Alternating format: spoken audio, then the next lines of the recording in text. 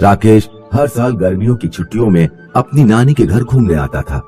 राकेश के नानी नाना एक दिन बातें कर रहे थे। आज हमारे गांव का एक आदमी और गायब हो गया। सुना जाता है वो नदी के उस पार सोनापुर गांव के जंगल में सोने के बंगले की खोज में गया था। अरे वहाँ कोई सोने का बंगला नहीं है। उस बंगले में भूत रहते हैं।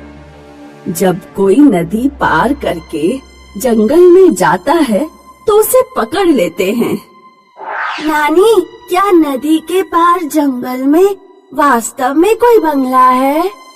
पता नहीं बेटा, हमने भी गांव वालों की तरह बस सुना है, लेकिन तुम वहाँ कभी मत जाना। लेकिन नानी, नदी में तो नाव चलती है। सोनापुर और हमारे गांव के लोग एक दूसरे के गांव में आते जाते रहते हैं। क्या सोनापुर के लोगों ने भी बंगला नहीं देखा? अरे बेटा, बहुत पहले एक ऋषि ने बताया था कि वो बंगला मायावी है, किसी को दिखाई देता है और किसी को नहीं। छुट्टियां खत्म होने के बाद राकेश शहर में अपने घर आ जाता है। एक दिन पूरे शहर में भूकंप आता है।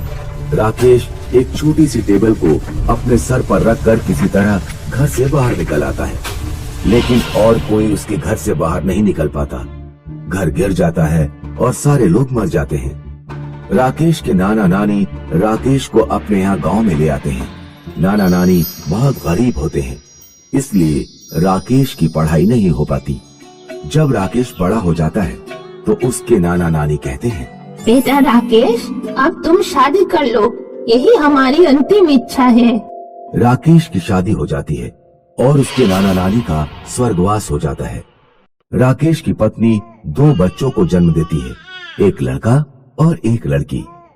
राकेश अपने परिवार का पालन पोषण करने के लिए अपने गांव और सोनापुर गांव के बीच नाव चलाने का काम करने लगता है। वो रोजाना सवारियों को इस पार से उस पार ले जाता और फिर उधर से भी सवारियों को भर कर लाता। तभी वो देखता है कि नदी में एक हिरण डूब रहा है। राकेश तुरंत नदी में छलांग लगा देता है और डूबते हुए हिरण को बाहर निकालकर किनारे पर ले आता है। हिरण जंगल की तरफ भाग जाता है।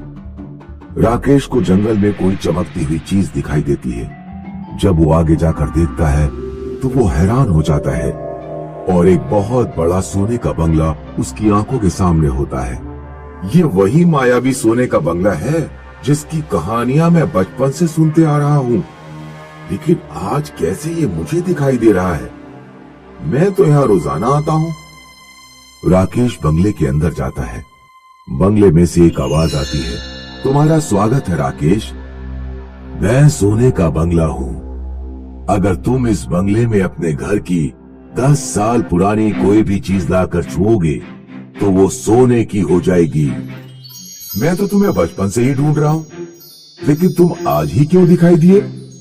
मैं उसी व्यक्ति को दिखाई देता हूँ जो किसी की मदद करते हैं। आज तुमने डूबते हुए हिरण को बचाया, इसलिए मैं तुम्हें दिखाई दे रहा हूँ।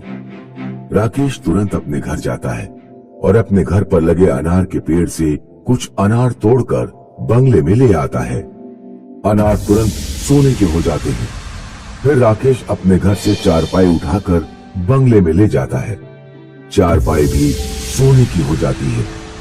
अब राकेश जब भी सवारियों को लेकर नदी के उस पार जाता तो अपने घर से कोई न कोई सामान साथ में ले जाता और उसे सोने में बदलकर वापस घर ले आता। राकेश सोने को लेकर सुनार के पास जाता। सुनार काका, बताइए सोने के रिमोट कितने पैसे के देंगे? पूरे 50,000। इस तरह राकेश ने अच्छे खासे पैसे अपने घर में जमा कर लिए। एक दिन राकेश के मन में लालच आ गया।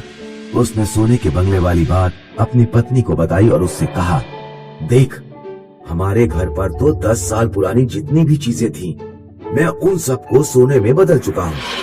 अब तू पड़ोसी रेखा के घर पर चली जा।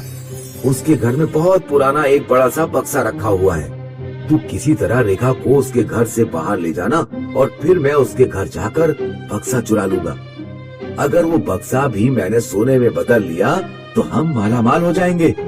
और गांव में सबसे बड़ा घर बनाएंगे। राकेश की पत्नी अपनी पड़ोसी रेखा के घर जाती है। अरे रेखा, तुम्हें पता है क्या, बाजार में एक साड़ियों की नई दुकान खुली है। सभी लोग वहाँ से साड़ियाँ लेकर आ रही हैं। आज मैं भी जा रही हूँ, तुम भी मेरे साथ चलो। रेखा राकेश की पत्नी के साथ बाजार चली जाती है। राकेश चुपके से रेखा के घर में घुसता है और बक्सा चुराकर अपने घर रख लेता है। अगले दिन राकेश और उसकी पत्नी बक्सा उठाकर नदी के उस पार महल में ले जाते हैं। जैसे ही वो दोनों बक्से को लेकर बंगले में घुसते हैं, बक्सा तो सोने का नहीं बनता, लेकिन राकेश की पत्नी सोने की बन जाती है और बंगला एकदम से गायब हो जाता है। राकेश रोने लगता है। हे भगवान, ये मेरे साथ क्या हो गया? मेरी पत्नी अब कैसे जिंदा होगी? मैं क्या करूं? तभी एक सांप वहां आता है और राकेश से कहता है, मैं 1000 साल से जिंदा हूँ। तुमने लालच किया और अपने पड़ोसी का बक्सा चुरा लिया, इसलिए बंगला गायब हो गया और दंड के रूप में उसने तुम्हारी पत्नी को सोने का बना दिया। मुझे माफ कर दीजिए, मुझसे बहुत बड़ी गलती हो गई। मुझे लालच नहीं करना चाहिए था। मैं वादा करता हूँ अब जिंदगी में कभी लालच नहीं करूंगा और ये बक्सा भी अपनी पड़ोसी को लौटा दूंगा। फिर सांप राकेश की सोने की पत्नी को असली पत्नी बना देता है।